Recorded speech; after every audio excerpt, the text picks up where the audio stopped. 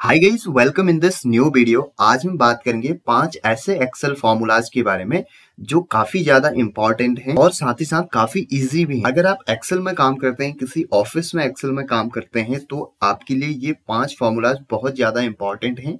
So guys, हम बात करेंगे इन्हीं 5 फॉर्मूलाज के बारे में आज। सो ये 5 फॉर्मूलाज हैं आपका सम इफ, काउंट, काउंटा और काउंट इफ। गाइस, मैंने यहाँ पे एक एक्सेल शीट ले रखी है जिसमें सेल्स रिपोर्ट है, जिसमें सेल्स पर्सन है, उनकी एज है, प्रोडक्ट्स हैं और 2022 और 2023 में कितनी सेल हुई है, ये यहाँ पे डिटेल है।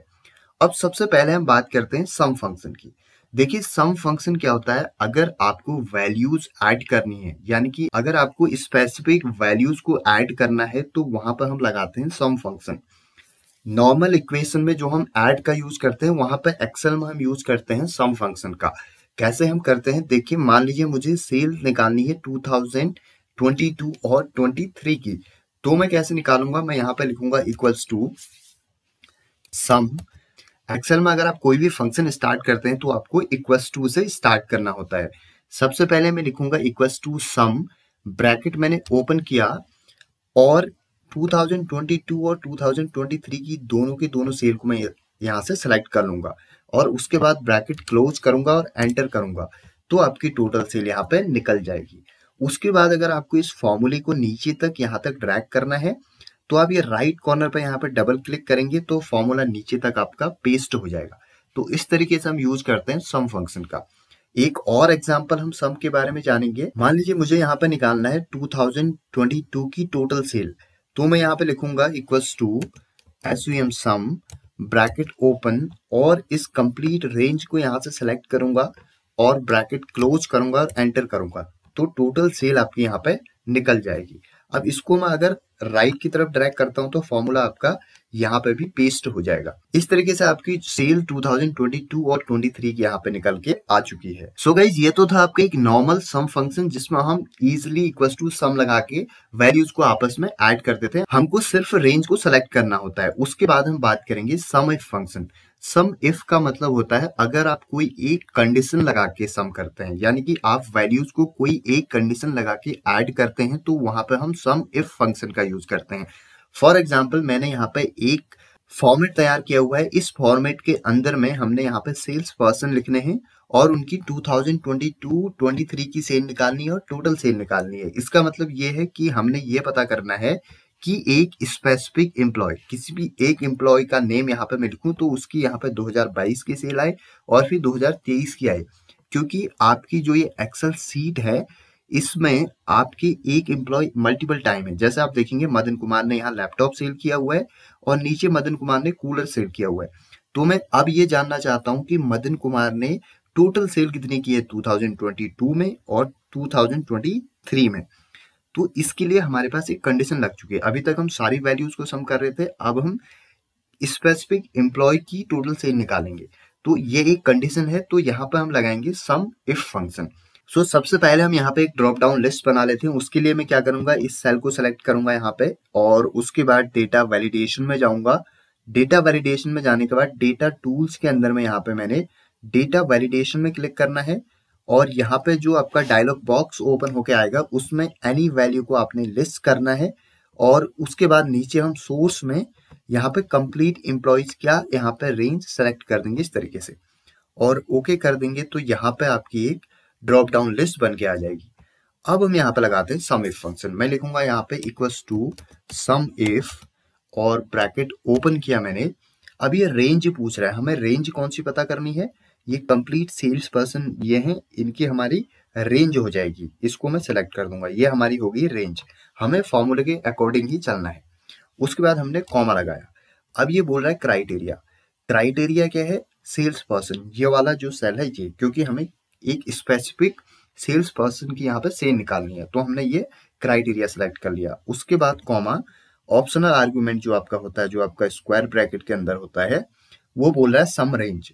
सम रेंज कौन सी है? 2022 की, इसको मैं सेलेक्ट कर दूंगा और उसके बाद मैं ब्रैकेट यहाँ पे क्लोज कर दूंगा इस तरीके से और एंटर करूंगा, तो ये दिखा रहा है टोटल 0। अब मैं यहाँ पे सेल्स पर्सन सेलेक्ट करता हूँ। मान लीजिए मैं सेलेक्ट करता हूँ यहाँ पे मदन कुमार, तो इसने यहाँ पे टोटल 1 18,000 सेल दिखा दी है। कैसे? अगर हम इस डेटा में देखते हैं, मदन कुमार ने 1 लाख के यहाँ पे लैपटॉप सेल किए हैं 2022 में, और उसके बाद नीचे कूलर सेल किया है 18,000 का। सो इस तरीके से टोटल आ गया आपका 1,18,000। इसके बाद हम 2023 की सेल निकालते हैं। ऐसे ही मैंने यहाँ पे लिखा equals to sum if bracket open. अब रेंज क्या हो जाएगी? सेम आपका सेल्स पर्सन की रेंज हो जाएगी, और क्राइटेरिया आपका ये हो जाएगा, और उसके बाद आपका सम रेंज हो जाएगी आपकी 2023 की। इसको हम सेलेक्ट करेंगे और ब्रैकेट क्लोज कर देंगे और एंटर कर देंगे।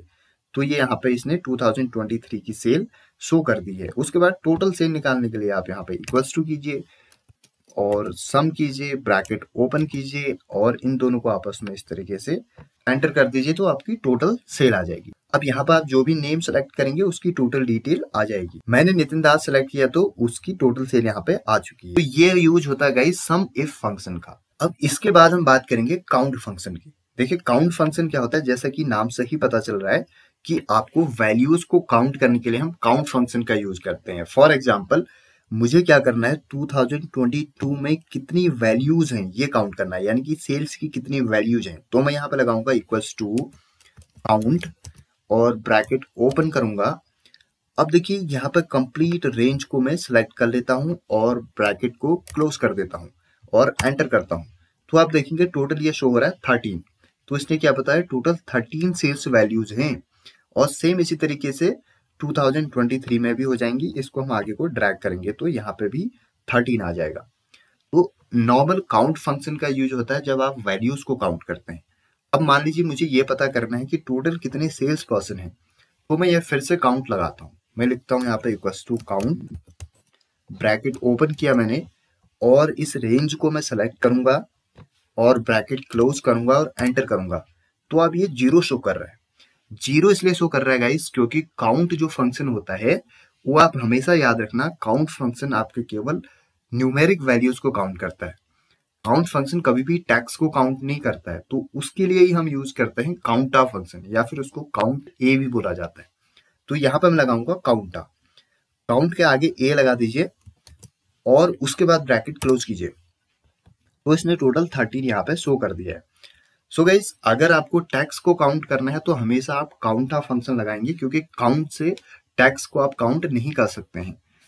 अब देखिए काउंटर फंक्शन आपके टैक्स को भी काउंट कर सकता है और आपकी न्यूमेरिक वैल्यूज को भी काउंट कर सकता है, बट आपका जो काउंट फंक्शन है वो केवल आपके न्यूमेरिक वैल्यूज को ही काउंट करेगा। साथ ही साथ काउंटर फंक्शन आपके कोई भी स्ट्रिंग है, टैक्स है, न्यूमेरिक वैल्यूज है, कुछ भी है, सबको काउंट करेगा एक्सेप्ट आपके ब्लैंक सेल्स को। ब्लैंक सेल्स को छोड़ के काउंटर फंक्शन आपकी सभी वैल्यूज को काउंट करता है। तो गाइस ये था आपका काउंट एंड काउंटर फंक्शन। अब हम बात करेंगे काउंट इफ फंक्शन की। जैसे हमने सम इफ फंक्शन की बात की वैसे ही हम यहाँ पे बात करेंगे काउंट इफ फंक्शन की। काउंट इफ फंक्शन का मतलब ये है, अगर आप एक कंडीशन लगा के काउंट करते हैं तो उसको हम काउंट इफ फंक्शन के थ्रू करेंगे। एक नॉर्मल वैल्यूज का काउंट करना है तो काउंट फंक्शन लगाएंगे। अगर आपने कंडीशन लगा के काउंट करना है, मान लीजिए आपने क्या करना है, कोई एक कंडीशन लगा के काउंट करना है, तो वहां पे हम काउंट इफ फंक्शन का यूज करेंगे। अब फॉर एग्जांपल हमें क्या पता करना है कि कोई एक स्पेसिफिक एम्प्लॉय इस डेटा में कितनी बार आया हुआ है, तो हमने एक कंडीशन लगा दी है।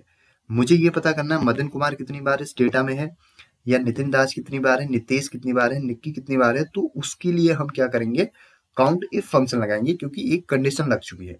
अब मैं फिर से यहाँ पे सेल्स पर्सन में डेटा में जाके यहाँ पे क्या करूंगा, एक ड्रॉप डाउन लिस्ट बना लूंगा डेटा टूल से। डेटा वैलिडेशन में गया और यहाँ पे एनी वैल्यू को लिस्ट किया, और सोर्स में मैंने यहाँ पे फिर से कंप्लीट एम्प्लॉइज का नेम यहाँ पे सेलेक्ट कर लिया और ओके किया। तो आप देखेंगे यहाँ पे एक ड्रॉप डाउन लिस्ट बन चुकी है। अब हम लगाते हैं काउंट इफ फंक्शन। मैं लिखूंगा यहाँ पे equals to count if, bracket open किया मैंने। अब देखिए रेंज कौन सी है, एम्प्लॉइज की रेंज है। कंप्लीट रेंज को मैं सेलेक्ट करूंगा।